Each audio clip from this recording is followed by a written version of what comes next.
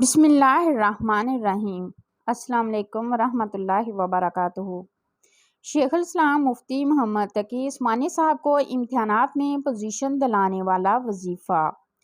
غرض مند دیوانہ ہوتا ہے، اسے اپنے مسائل کا حل چاہیے، اور عبقری کا مقصد ہی یہی ہے کہ مشکلات کے مارے دکھوں میں گھرے اور مسائل میں الجھے لوگوں کو کسی نہ کسی بہانے اللہ کے نام کی طرف متوجہ کیا جائے۔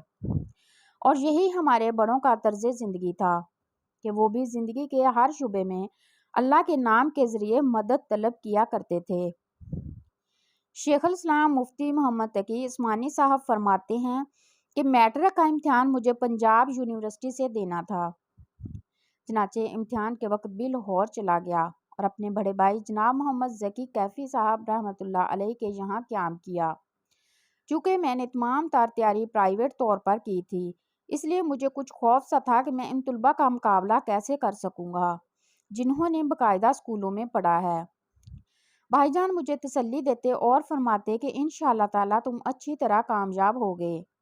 امتحان کا مرکز دجال سنگھ کالج میں مقرر ہوا اور میں ڈرتے ڈرتے امتحان گاہ میں پہنچا جو طلباء سے کھچا کھچ بھرا ہوا تھا۔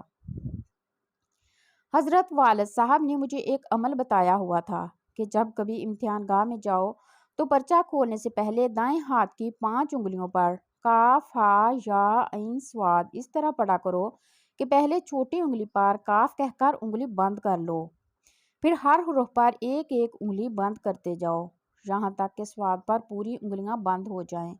اس کے بعد کہو کوفیتو، پھر ہا میم عین سین کاف اس طرح پڑھو کہ ہا کہہ کر چھوٹی انگلی کھولو، پھر ہر حرف پر ایک ایک انگلی کھولتے جاؤ یہاں تک کہ جب ساری انگلیاں کھل جائیں تو کہو ہو مئی تو۔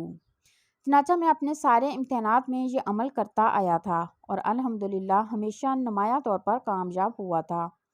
اس موقع پر بھی میں نے یہی عمل کیا اور پرچہ کھولا تو اس کا کوئی سوال ایسا نہیں تھا جو مجھے مشکل لگا ہو۔ آخر میں اس میں ایک انگریزی مضمون لکھنے کو کہا گیا تھا، میں نے وہ مضمون بھی کئی صفحوں میں لکھا اور دلچسپ انداز میں لکھا۔ جب نتیجہ آیا تو پتہ چلا کہ مجھے پورے بورڈ میں دوسری پوزیشن ملی ہے، الحمدللہ۔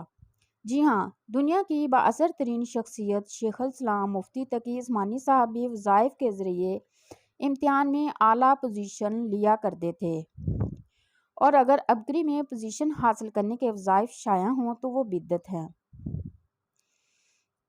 یاد رکھیں، شیخ الوظائف وظائف بناتے نہیں بلکہ بتاتے ہیں۔